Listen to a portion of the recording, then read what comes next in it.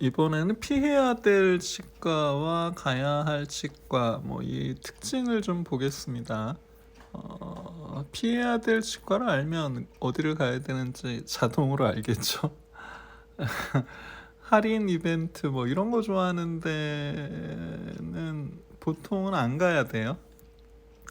당신만을 특별하게 해주겠다, 이게 이벤트죠. 근데 그거는 모든 일을 특별하게 해주겠다 이런 말이고, 모든 일을 똑같이 해주겠다는 말이에요. 그래서 사실은 이벤트를 하나 정찰제를 하나 결국은 다 정찰제입니다. 그래서 사람들은 사실은 그 누구보다 아주 싸게 하려는 게 목표가 아니고, 누구보다 비싸게 안 하려는 게 목표죠. 그래서 바가지를 안 쓰고 싶은 욕망이 있을 뿐인데, 그거를 이렇게 할인이나 이벤트로 가격 체계가 복잡해지면 진료를 설명하고 안심을 시키는 일을 해야 될 상담 인력이 그 가격을 설명하고 이러는데 에너지를 다 써서 그 자체가 경영에 부담이 돼요. 그래서 잘 되는 치과일수록, 그리고 진료에 자신 있는 치과일수록 할인 이벤트 같은 걸 잘 안 합니다.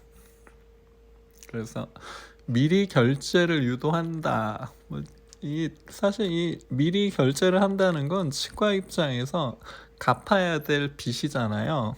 그래서 저 같아도 이런 걸 별로 좋아하지 않습니다. 그냥 그렇게까지 쫓기면서 뭘 하고 싶지 않고, 그리고 그때그때 결제하는 게 서로 깔끔해요. 그리고 사람이 이렇게 치료를 받아보면 이 원장과 환자 사이에도 서로 맞고 안 맞고를 느끼거든요. 아무리 치료를 잘 해도 안 맞는 경우도 있습니다. 그래서 그 나머지 치료를 다른 치과로 갈 자유도 있는 거잖아요. 그래서 결제 같은 거 너무 미리미리 하지 마세요. 그리고 자꾸 어디 이렇게 쉴 새 없이 그 좋아요, 선풀 달리고 이런 거, 여러분들이 어디 가서 이렇게 만족할 때 그 꼭 좋아요를 누르나요? 사실은 그냥 좋구나, 다음에 또 가야지 이렇게 생각하는 게 그 인지상정이지, 좋아요를 누르는 거는 사실은 그렇게 자연스러운 건 아닙니다. 그게 그 좋아요가 너무 많다 그러면 좀 약간 그 부자연스럽다고 생각하시는 게 정확하겠죠. 그리고 다른 치과의 진료를 쉽게 평가하는 치과를 가지 마세요. 이렇게 그 벼가 익을수록 고개를 숙인다고, 남을 쉽게 평가하는 그 의료인은 보통 더닝크루거 곡선의 그 우매함의 봉우리 단계라고 봐야죠. 그래서 자기 잘하기도 바빠요. 남 얘기할 시간이 없습니다. 그래서 어디 유튜브에 보니까 되게 이렇게 그 치과 쪽에도 그 일종의 스타가 있더라고요. 그래서 말을 굉장히 잘하고 쉽게 하고, 사실은 굉장히 단정적으로 얘기해요. 근데 그 치과 원장님들 사이에서 정말 고수들은 그렇게 단정적인 얘기를 하지 않습니다. 단정적인 얘기를 할수록 이 또한 더닝크루거 곡선의 그 우매함의 봉우리라고 보셔도 거의 무방해요. 치료를 잘하는 거랑 그 말을 잘하는 거는 좀 다르더라고요. 또 치료를 안 하는 쪽, 치료를 할 필요 없다 이렇게 얘기하면 이걸 또 무슨 명의라고 보는 희한한 문화가 있던데, 안 그렇죠. 치료를 안 해도 되는 건 안 해야 되지만 해야 되는 건 해야 돼요. 그래서 더더군다나 때를 놓치면 그 일이 훨씬 커지죠. 그래서 무조건 살린다, 무조건 뺀다 이런 이분법적인 얘기가 아니라 그 치아의 재수명을 쓰게 해준다 이런 게 맞는 표현이겠죠. 치과의사의 잡이라는 게. 그래서 그 뺄 거를 살린다고 고생시켜도 안 돼요. 살릴 거를 뺀다고 해도 안 되지만, 그래서 이게 당연히 빼야 되는 건데 그런 거를 그 너무 이렇게 무리한 연명 치료를 하는 거 그것도 저는 그렇게까지 해야 되나 뭐 이런 생각이 듭니다. 그러니까 환자의 욕망, 치아를 오래 잘 쓰고 싶다 뭐 이거는 이해를 하는데, 근데 미래가 뻔히 보이는데 과연 저렇게까지 해야 되나 그럴 때가 있어요. 환자 입장에서는, 그러니까 우리 치과 의사들은 환자 입장에서 환자의 이익을 극대화시키는 게 우리들의 일이에요.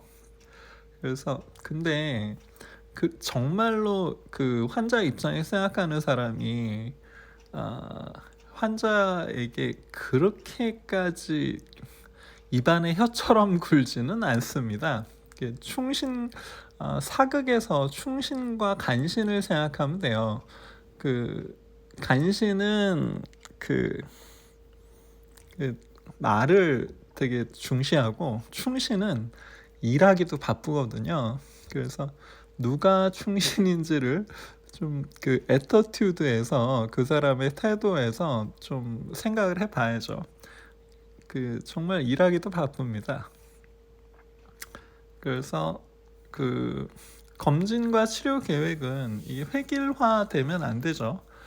맞춤형으로 그 사람을 잘 파악해서 그 사람에게 최소한의 노력과 비용과 수고로 최대한의 효과를 얻는 거를 그런 방법을 찾아봐야죠. 근데 이게 혼자서는 의료인만 열심히 해서는 되는 게 아니에요. 환자도 노력을 좀 해야 돼요. 뭔가 이해하려는 노력. 의료인이 무슨 말을 하는지 잘 이해를 해야죠. 그리고 편견을 버려야 돼요. 그러니까 어디서 이상한 거 듣고 와가지고 왜 이거 안 되냐고 막 따지면 의료인 입장에서는 이게 말이 안 통하거든요. 그러면 정말 적절한 치료 계획을 세우는 게 거의 불가능해지는 경우도 많습니다. 그래서 원장의 자부심이라는 건 치과 원장은 이학을 하는 사람들이죠. 문학을 하는 사람들이 아니잖아요. 자연 법칙의 영역을 자기 직업으로 삼았단 말이에요. 근데 어디서 주워 듣고 와서 이상한 말 하면은 이게 치과 원장 입장에서는 전혀 자기가 들어줄 수 없는 얘기거든요. 그럼 말이 안 통합니다. 그래서 치과 쪽의 유튜브를 너무 많이 안 보시는 걸 추천드립니다. 제가 이렇게 유튜브 보다 보면 야, 정말 이런 내용이 어떻게 유튜브에 조회수를 이렇게 받고 있나. 제가 요 며칠 이렇게 보니까 굉장히 놀랍더라고요. 그러니까 자기 분야, 여기 이 유튜브를 보시는 분들도 대부분 어느 분야를 직업으로 삼잖아요. 그래서 그 직업으로 삼는 그 분야의 유튜브를 한번 찾아보세요. 자기가 알고 있는 상식과 현실과 유튜브에서 얘기하는 어그로가 일치하는 경우가 몇 번이나 있습니까? 저는 거의 없는 것 같아요. 그래서 여기까지네요. 그래서 한마디로 너무 유튜브를 분별 없이 탐독하는 건 건강에 좋지 않다. 오늘의 결론입니다.